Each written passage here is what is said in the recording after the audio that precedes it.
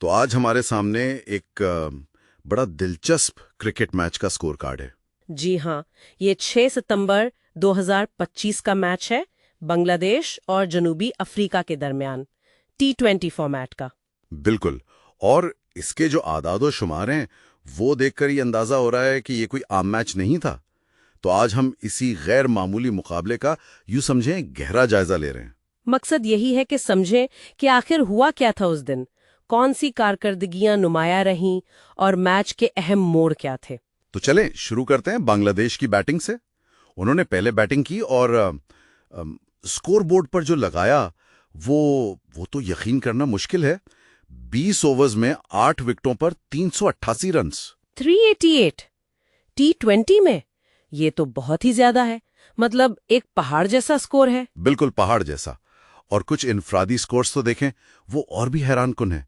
जैसे एम शाहजाद 786 सिर्फ 18 गेंदों पर 56 रन्स बना गए। 18 गेंदों पर 56। और फिर आखिर में देखें, 2 नॉट आउट फिनिशर्स हैं, धीरज कुमार 14 गेंदों पर 53 नॉट आउट। और 20वें इर्तिजा ने भी 15 गेंदों पे 53 नॉट आउट बनाए। ये क्या हो रहा था? ऐसा लग रहा है जैसे हर गेंद बाउंड्री के लिए जा रही है। बिल्कुल। और जो चीज मुझे सबसे ज्यादा हैरान कर रही है वो है उनका स्ट्राइक रेट। हाँ, वो तो वाकई देखने वाला है। तकरीबन सबका 300 से ऊपर। आप सोचें जरा, T20 में तो 200 का स्ट्राइक रेट भी बहुत बड़ा माना जाता है, 300 तो मतलब गैर मामूली है। तो इससे क्या अंदाजा लगाएं? पिच बहुत ज्यादा आसान थी बैटिंग के लिए? 2 बातें हो सकती हैं।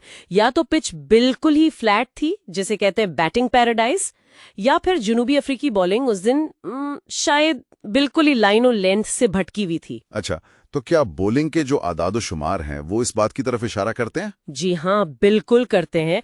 अगर हम जनूबी अफ्रीकी बॉलर्स के फिगर्स देखें ना, तो सबका इकोनॉमी रेट 16 रन्स फी ओवर से ज्यादा है। 16 रन्स फी ओवर, ये तो बहुत ही महंगा है। हाँ, मोहम्मद इदरीस सलीम, अयाज अहमद और साइलेंट वहीद ने 2-2 विकेट जरूर ली, लेकिन उसके लिए रन्स भी बहुत दिए।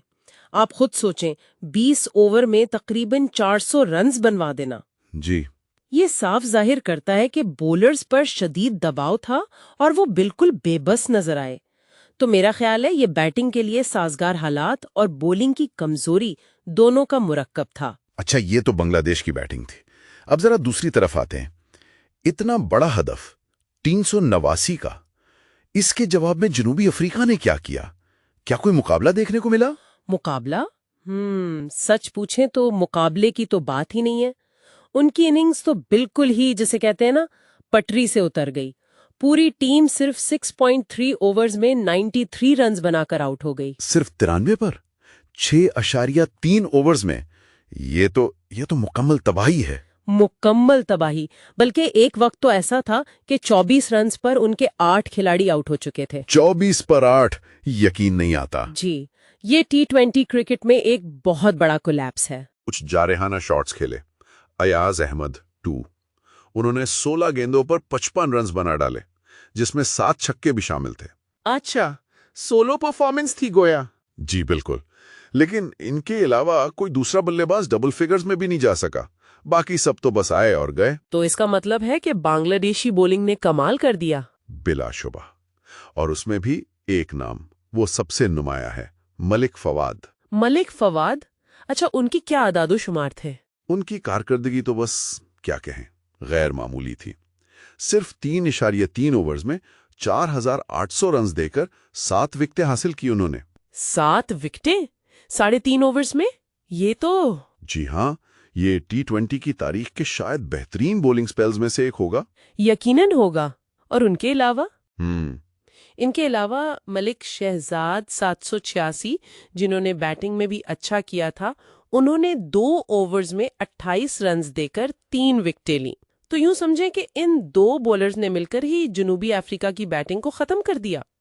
तो नतीजा तो फिर वाज़ेह ही है, बांग्लादेश ने ये मैच जीता होगा, और वो भी बहुत बड़े मार्जिन से। जी, 295 रन्स के भारी मार्जिन से जीता बांग्लादेश ने। ये T20 में रन्स के एतबार से बहुत बड़ी फतूहात में से एक है। 295 रन और मैन ऑफ द मैच फिर यकीनन मलिक फवाद ही रहे होंगे। जी हाँ, बिल्कुल। मलिक फवाद को उनकी शानदार ऑलराउंड कारकर्दगी पर मैच का बेहतरीन खिलाड़ी करार दिया गया। ना सिर्फ वो 7 विकेटें बल्कि उन्होंने 2 इनिंग्स में मिलाकर 77 रन भी बनाए थे। तो ये वाकई एक ऐसी कारकर्दगी थी जिसने अकेले ही मैच का पांसा पलट दिया।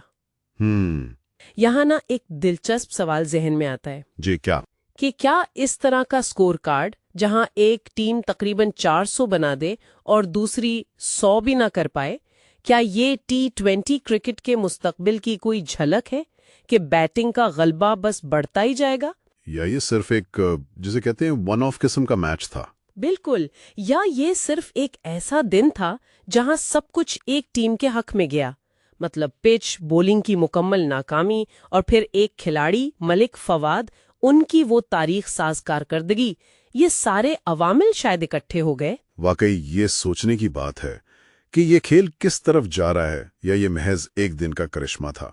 और इसी नुक्ते पर इस हैरानकुन स्कोर कार्ड का हमारा ये जायजा यहीं पर खत्म होता है।